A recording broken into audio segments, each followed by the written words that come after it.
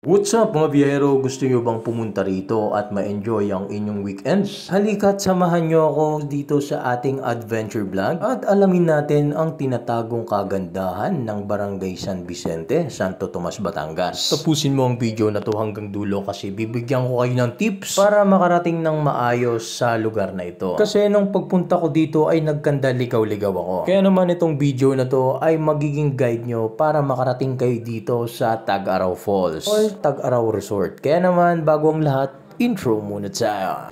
Tara mga biyero, samahan nyo ako sa ating adventure at tuklasin ang tinatagong yaman ng buong Pilipinas. Biyahero Adventure. Good day mga biyahero, ngayong araw ay pupuntahan natin ang tinatagong yaman ng Barangay San Vicente, Santo Tomas, Batangas. Dahil isa itong freshwater na paliguan at hindi pa masyadong nakikilala o napupuntahan ng iilan. Kaya naman kung gusto mo makarating dito, tapusin mo ang video na to hanggang dulo. Dahil ituturo ko sa iyo yung mga daanan para makarating doon ng maayos at hindi ka magkanda ligaw-ligaw. Maliban dun mga biyahero, aalamin din natin kung magkano nga ba ang entrance fee per head. At hindi lang yun, aalamin din natin kung magkano nga ba ang mga bayad sa mga cottages, parking fee, at titignan din natin kung magkano nga ba ang bayad kung sakaling mag-overnight kayo. Maliban doon ay titignan din natin kung may mga tindahan na maaaring mabilhan ng pagkain kung sakaling pupunta kayo ng Tag-Araw Resort. Hindi lang yan mga biyero, lahat ng mga detalye na kailangan nyong malaman ay sasabihin ko mismo sa inyo at magbibigay din ako ng tips para maging successful ang pagpunta nyo doon nang hindi kayo bumabalik. Alright! Siya nga pala mga biyero, kung bago pa lang sa ating channel, please like, share, and subscribe para updated ka sa mga videos na gagawin pa natin. I-share nyo na rin ito sa inyong mga kaibigan o kamag-anak para kung sakaling naghahanap kayo ng pasyalan, pwede nyo itong puntahan para mag-relax. Alright! I-follow nyo na rin ang ating Facebook page para lagi kayong updated sa mga videos o adventure vlog na gagawin pa natin. Biyahero Adventure. Number 1 tip, kung sakaling pupunta kayo ng Tag-Araw Resort ay gamitin nyo ang Google Map. Yes po, pwede nyo i-search sa Google ang Tag-Araw Resort at malolocate nyo na kung nasaan ito. Simula nga sa lugar na ito ay mga 9 to 10 minutes lang ang biyahe natin bago tayo makarating doon sa Tag-Araw Resort. Yes po, napakalapit lamang nito dahil nandito lang kami sa kabilang barangay, sa Barangay San Miguel. Ang sunod po nito ay Barangay San Vicente na, kaya napakalapit lamang niya. Alright! Pangalawang tip naman natin, kung sakaling pupunta kayo doon, siguraduhin po ninyo na maganda ang panahon. Yes po, kasi isa yan sa mga tinitignan natin para maging successful ang inyong pagpasyal sa Tag-Araw Resort. For example na lang, kung sakaling umulan kahapon, tapos ngayong araw kayo pupunta, ay wag na po kayong tumuloy. Dahil sigurado, binuksan ang gate ng resort na yon kasi sobrang lakas ng agos ng tubig. Kagaya na lamang nag-video na ito.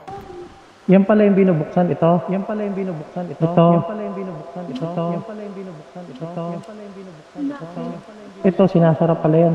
Ito sinasarap pala yan. Ito sinasarap pala yan. Ito sinasarap pala yan. Ito sinasarap pala yan. Ito sinasarap pala yan. Pa-record ka. Pa-record ka. Bakit tayo kumain dito? Bakit tayo kumain dito? Nagpaampas may arat. Sabi ko sisilipin lang natin. Sabi ko sisilipin lang natin. Sabi ko sisilipin lang natin. At ayan na nga mga biyahero, ganyan po ang naging experience namin dahil nadismaya kami kasi walang katao-tao ng mga oras na yon. Kasi tingnan mo naman, walang kalaman-laman ang kanilang resort na tubig. Maliban doon, wala ding mga bisita na pumunta. Kaya ganito po ang mangyayari kung sakaling pupunta kayo ng maulan o di kaya naman, halimbawa pupunta kayo ngayong araw tapos maulan kahapon. Huwag na po kayong tumuloy kasi ganito lang po ang madadatnan ninyo. Mas maganda ang panahon ngayong araw na to at bukas maganda rin ang panahon. Sigurado ang madadatnan nyo ay ganito na kaganda.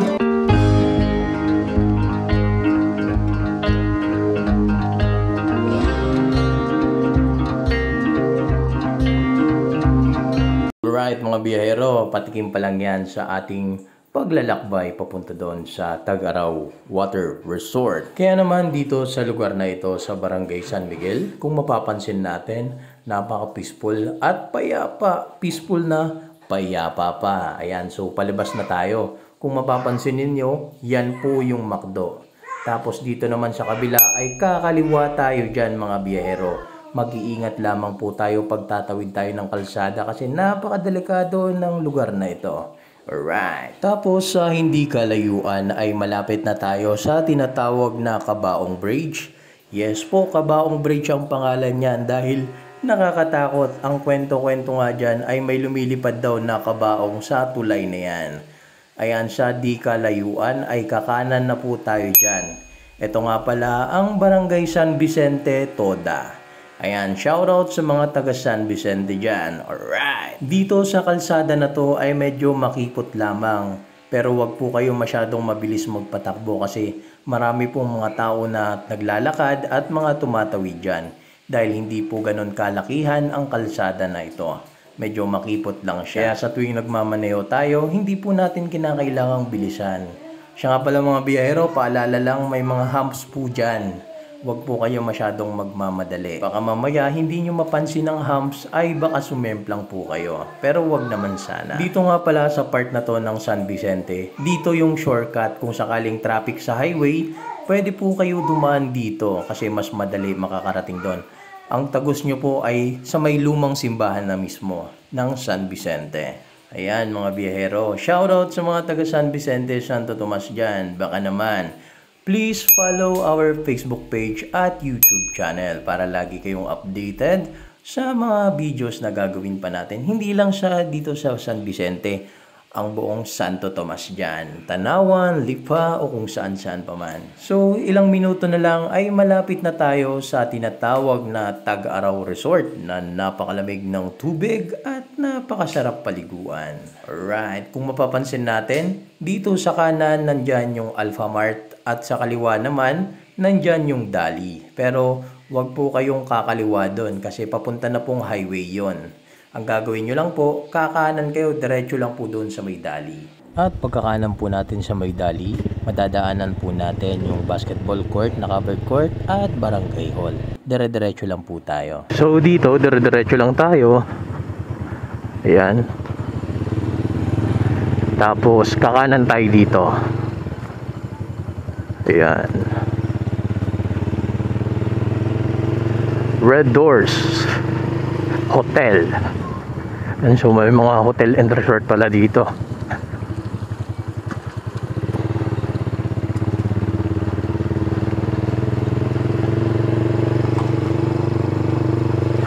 So ito, paakyat nga.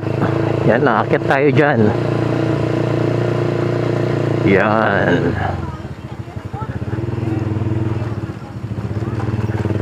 Tapos medyo malubak lang. Malubak lamang rito.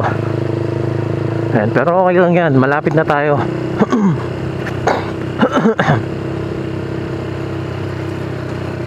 HR. Ayan, so pag pupunta kayo sa Tag-Araw Falls, ang kailangan nyong malaman, dapat halimbawa ngayong araw, kinabukasan ay hindi umulan. Abo. So kahapon naman hindi naman umulan, magandang panahon.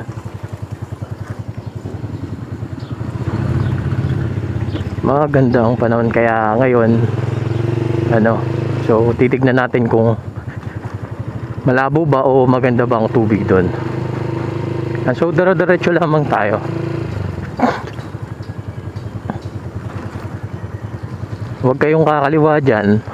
Diretso, resort din yan yun. Diretso lang tayo. Ayan.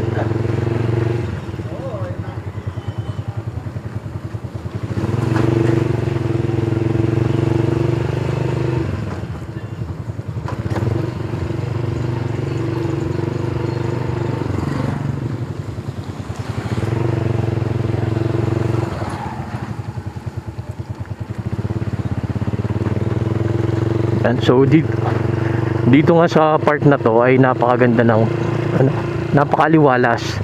And so may crossing dito. Diretso lang po kayo, wag po kayong kakaliwa, wag din kayong kakanan. Ayan, so diretso lang tayo. Ayan dito sa part na to napakaganda. Sobrang ganda. Ayan paligid ng puno, may mga nyog. Tapos may mga huni ng ibon. Napakasariwa ng hangin. 'Di ba? Ayos na ayos 'yan. Tapos diretso lang tayo, diretso lang. Ayan, liliko tayo. So ito nga ang Tag-Araw Falls, ano, na balitaan ko lang sa ating katrabaho sa Honda na meron nga daw resort dito na natatagong ganda dito sa Santo Tomas, Batangas, sa may Barangay San Vicente. Ayan, oh, napakaganda ng tanawin, green na green. O, diba? Baka naligo din tong mga to.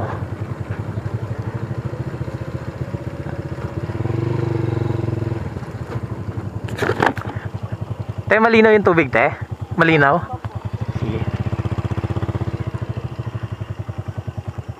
Punta muna natin dito. So, dito nga yung tinatawag na lang falls o talon. Ayan. Uy, napakaganda. Napakaganda naman yan. Oh, pakalinaw ng tubig, oh. Oh, diba? So pag pupunta kayo dito, mag full tank na kayo, kasi pag mabusan kayo ng gasolina, napakahirap. Magtutulak talaga kayo. So ayun, oh, may resort na doon. Ay, bawal magtapon.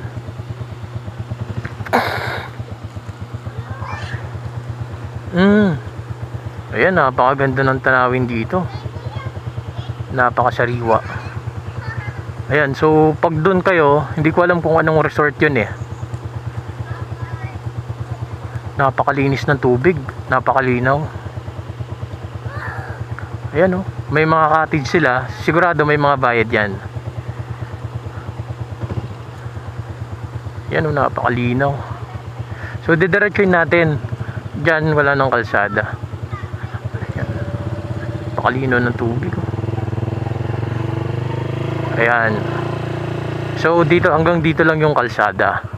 Ayan, nakalagay dyan, bawal magtapon ng basura. So mga biyahero, huwag kayong magtatapon ng basura, kasi malaking bagay yan na pag nagtapon kayo ng basura, makakasikip yan sa ating mga mga creek, magkakos ng baha. So mas maganda kapag may basura ka, ay dalhin mo na lang sa bahay nyo, tapos itapon mo na lang kapag mayroong garbage collector. So ayan, oh, napakaganda ng tanawin. Kuya, anong resort yan, kuya, dyan? Anong resort? Talon? Ah, may talon dyan? Tag-Araw. Ah, ito Talon Falls. May talon po talaga na ganon? Ah, magkano po entrance dyan?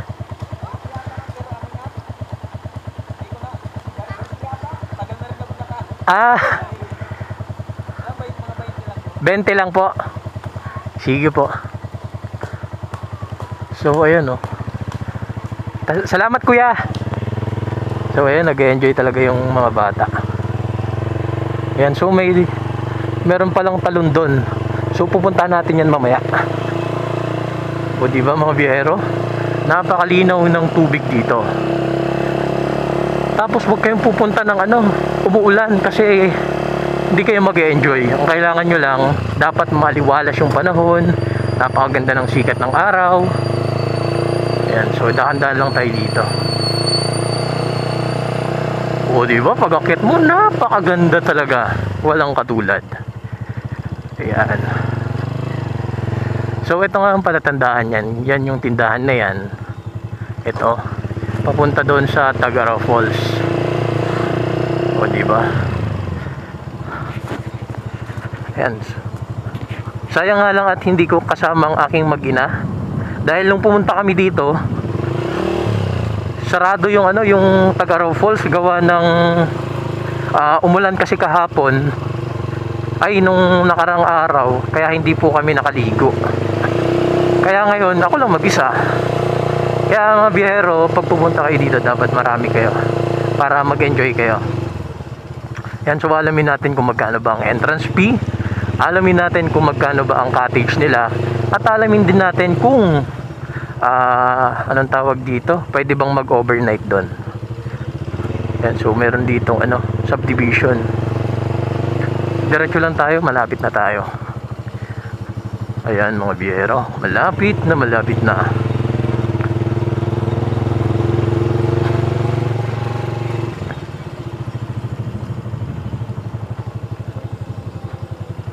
Ayan, may mga sasakyan. May mga naliligo na yata. So, nandito na tayo. Hanap tayo ng parking. Kuya, bukas po? Bukas? Saan po kayo pwede magparada, kuya?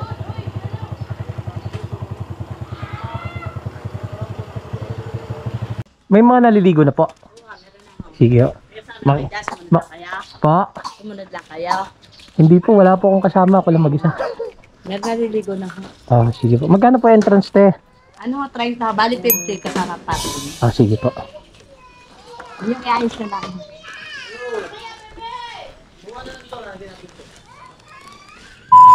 Alright mga biyahero, nakarating na tayo dito sa Tag-Araw Resort. Ayan, kung mapapansin ninyo, siningil ako kanina ng 20 pesos sa parking at 30 pesos sa entrance fee. Ayan, dahil sulit na sulit ang entrance fee sa halagang 30 pesos, bata man o matanda, ay makakaligo ka na sa resort na ito. Pagdating naman sa kanilang cottages ay pumapatak lamang ng 300 to 400 pesos. Pero kung gusto nyo ng may kwarto, ay 600 pesos hanggang 800 pesos. Kung gusto niyo namang mag-overnight, pwede rin po dito. Available sila o tumatanggap sila ng overnight na gustong mag-overnight. Paulit-ulit ka sa overnight Kaya naman mga biyahero, kung gusto niyo mag-overnight, ay pwede po ito dito. At ayan na nga mga biyahero, bumababa na tayo.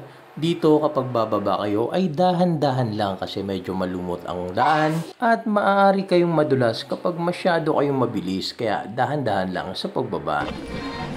Malamig kuya? Ha? Malamig? Sakto lang. Malalim ba? Hindi na. Hindi ko lang. Kaya na, bago ko rin. Kasi ngayon, tumaas ng tubig. Lapit na mapuno. Pumunta ako nung nakaraan.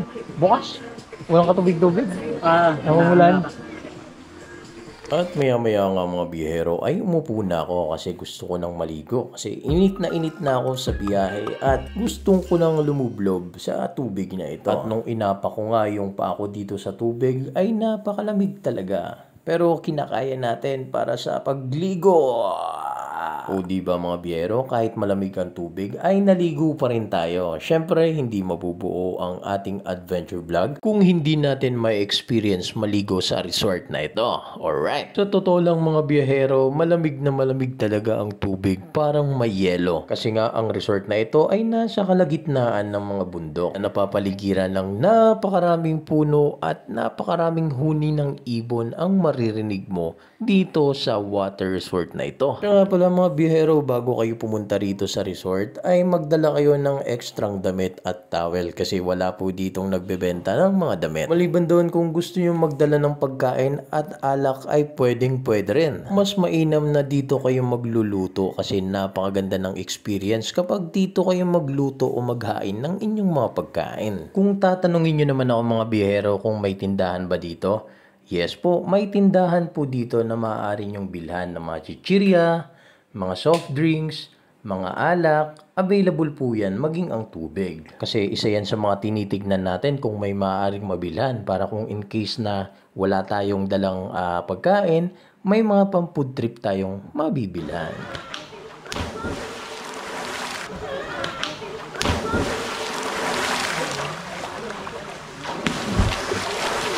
Malinaw kanina kuya? Malinaw.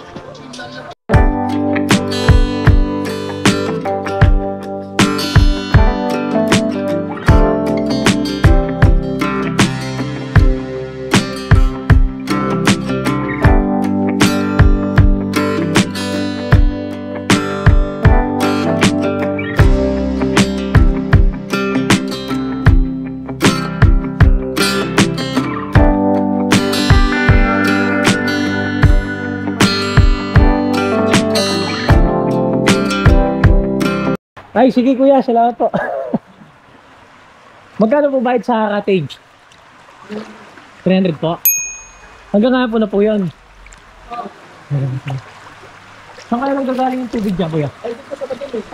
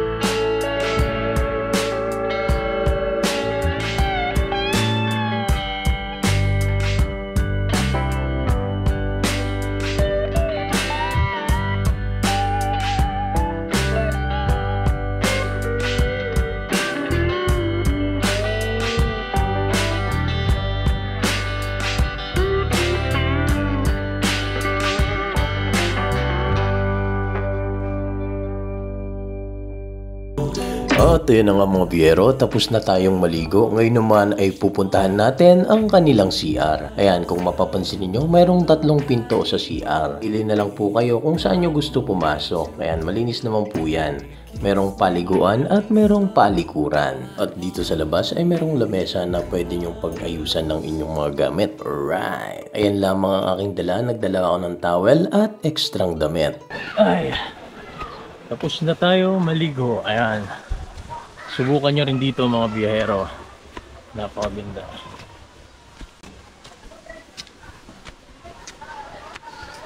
Sarap maglog-log. Nung pabalik na nga ako ay marami pa tayong nakakasalubong na gustong maligo dito sa Tag-Araw Falls. Kaya naman mga biyahero, dalhin nyo na ang buong pamilya at bisita na dito sa Tag-Araw Falls. Tag-Araw Resort. Para kung gusto nyo mag-relax, mag-chill, pwede dito. Alright. Kaya naman mga biyahero, kung bago ka pa lang sa ating channel, ay mag-subscribe ka na sa ating YouTube channel. Don't forget to share sa inyong mga kaibigan, kamag-anak, pamilya para kung sakaling gusto nyong pumunta rito, ay makakapag-relax kayo ng maayos. I-follow nyo na rin ako sa ating Facebook page para lagi kang updated sa mga vlog na gaya neto. Alright. Maraming salamat sa pagtapos ng video. Ingat palagi. Biyahero Adventure. Tara mga biyero, samahan niyo ako sa ating adventure at tuklasin ang tinatagong yaman ng buong Pilipinas. Biyahero Adventure.